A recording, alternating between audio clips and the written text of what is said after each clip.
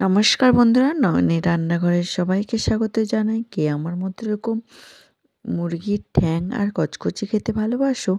Please comment করে বলো। আজ আমি বানাতে চলেছি কষা কষা মুরগির ঠ্যাং ও কচকচির কষা, যেটা খেতে দুর্দান্ত হয়েছিল। তা আমরা ভালো করে পরিষ্কার করে ধুয়ে নিয়েছি এবং একটু ছোট ছোট করে কেটে নিয়েছি। গ্যাসেতে কড়া বসিয়ে দিয়েছি।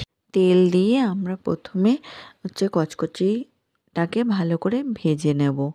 দেখুন এইভাবে প্রত্যেকটা একটু ভেজে নিলে কি হয়, কচকচিগুলো অত শক্ত থাকে না, খুব সুন্দর নরম হয়ে যায়। সেই জন্য আমরা একটু ভেজে নেব। নাড়াচাড়া করে নিচ্ছি ভালো করে ভাজার জন্য। এরপরে ওর মধ্যে আমরা দিয়ে দেব সামান্য হলুদ গুঁড়ো। হলুদ গুঁড়োটা দিয়ে আমরা আবার ভালো করে নাড়াচাড়া করে ভেজে তুলে নেব। এখানে আমাদের ভাজা হয়ে গেছে। ওই তেলের মধ্যে আমরা দিয়ে দিচ্ছি পেঁয়াজ কুচি। পেঁয়াজ কুচিটা দিয়ে ভালো করে বাদামি কালার করে ভেজে নেব। দেখুন আমাদের এখানে ভাজা হয়ে গেছে। ওর মধ্যে দিয়ে দিচ্ছি আদা রসুন বাটা। তার মধ্যে একটা শুকনো লঙ্কা বেটেও আমি দিয়ে দিয়েছি, যাতে রেস্টটা ভালো আসে। এরপর ভালো করে নাড়াচাড়া করে নেব, মশলাটা কষিয়ে নেব। সামান্য তেল ছেড়ে গেলে এবার আমরা ওর মধ্যে দিয়ে দিচ্ছি টমেটো কুচি। টমেটো কুচিটা দিয়ে আমরা ভালো করে নাড়াচাড়া করে সামান্য হলুদ গুঁড়ো আর সামান্য লঙ্কার গুঁড়ো দেবো, দিয়ে আমরা ভালো করে নাড়াচাড়া করে নেব। ভালো করে নাড়াচাড়া করে দেখুন আমাদের এখানে টমেটোগুলো প্রায় গলে এসেছে। এইভাবে খুন্তির সাহায্যে একটু চেপে চেপে দেবো।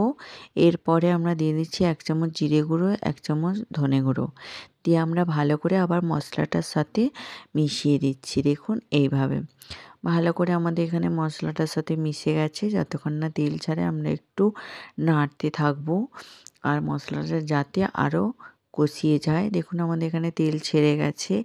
এরপরে ওর মধ্যে আমরা এবার দিয়ে দিচ্ছি সেই ভেজে রাখা কচকচিটা দিয়ে আমরা ভালো করে মশলাটার সাথে মিশিয়ে দেব। দেখুন এইভাবে এখানে আমাদের ভালো করে মশলাটার সাথে মিশে গেছে। এরপরে ওর মধ্যে আমরা দিয়ে দিচ্ছি স্বাদ মতো লবণটা দিয়ে আমরা ভালো করে নাড়াচাড়া করে নেব, যাতে মশলাটা আর একটু লবণটার সাথে মিশে যায়। এবং এরপর দিয়ে দিচ্ছি সামান্য জল দিয়ে আমরা ভালো করে নাড়াচাড়া করে নিয়ে দেখুন এইভাবে আমরা একটা ঢাকনা ওপর দিয়ে চাপা দিয়ে দেব, যাতে ভালোভাবে সেদ্ধ হয়ে যায়।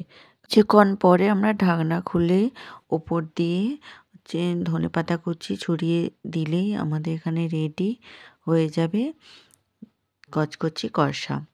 তো আজকে আমার এই রেসিপিটা যদি আপনাদের ভালো লেগে থাকে, অবশ্যই একটা লাইক করবেন, সাবস্ক্রাইব করবেন আর শেয়ার করতে ভুলবেন না, এবং অবশ্যই আমার পাশে থাকবেন। তো বন্ধুরা ভালো থাকবেন, ধন্যবাদ।